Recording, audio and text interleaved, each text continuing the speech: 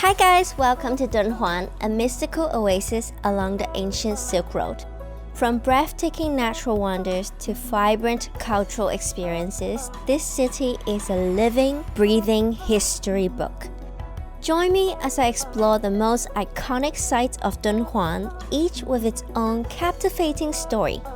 And guess what? All of these incredible spots are conveniently located within a short 20 minutes drive from the city center, making it super easy to explore everything in one trip. Our first stop is the White Horse Pagoda, a hidden treasure with a legendary tale.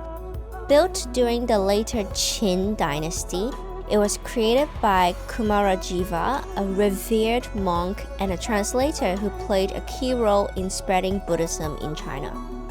To honor his loyal white horse Tianliu, who carried sacred scriptures across dangerous terrains from Kucha to Dunhuang, Kumarajiva built this unique 9-story pagoda after the horse tragically died shortly after arriving to Dunhuang around 384 CE. The pagoda also holds relics of the Buddha, making it a site of deep historical and spiritual significance. What I enjoy the most here is looking at the murals and architectural designs. While this site existed since the Qing dynasty, the White Horse Pagoda was repaired and reconstructed in Qing dynasty under Daoguang Emperor, who followed Tibetan Buddhism practices like many of the Qing emperors. This is relatively a very small site, so I think half an hour or 45 minutes visit is enough. Now, when people think of Dunhuang, they often connect it with the Silk Road and the spread of Buddhism. The Mogao Caves, Mogao Ku, also known as the Thousand Buddha Grottos or Caves of the Thousand Buddhas, are often called the Pearl of the Silk Road. Over 1600 years ago, these caves became a special place for Buddhist art and culture. And today, they are the world's largest and best preserved collection of ancient murals and sculptures, with about 500 temple caves.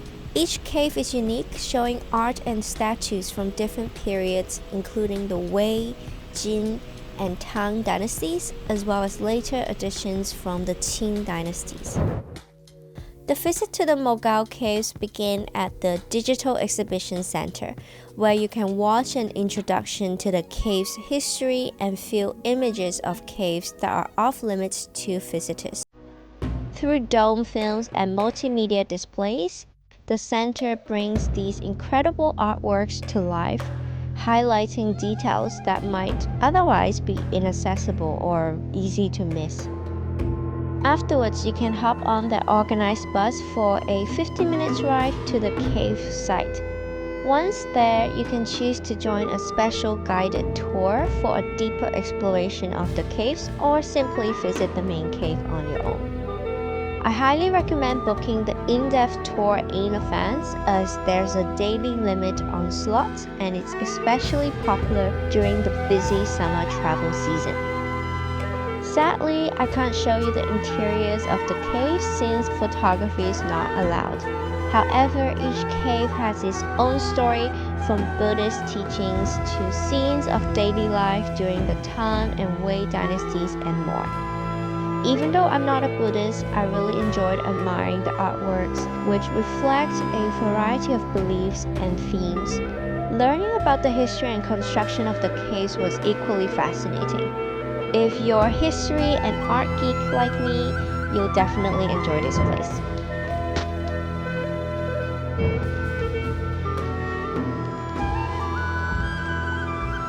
Now we are at Yueyachuan, means Moon Teeth Lake. Next, we journey to the breathtaking Mingsha Mountain and Crescent Lake. Mingsha Yueyachuan. A natural wonder that feels like it's straight out of a fantasy novel. Picture this, golden dunes that sing when the wind sweeps through them, and nestled in the heart of it all, a crescent-shaped lake with crystal clear waters. The location is easy to get to. It's about 6 kilometers away from the city center and 12 kilometers away from Mogao Caves.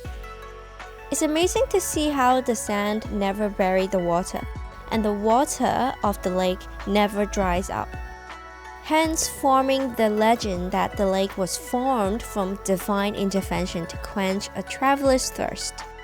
It's a symbol of balance and resilience, just like the Silk Road itself.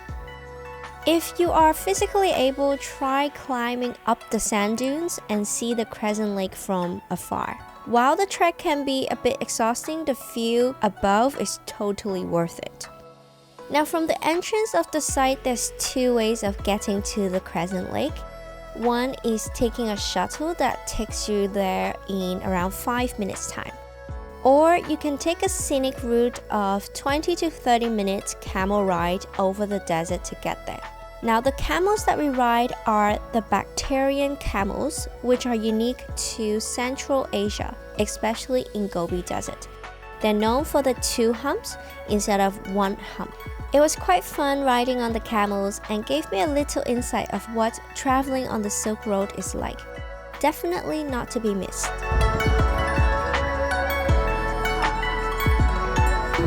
Thank you for the ride.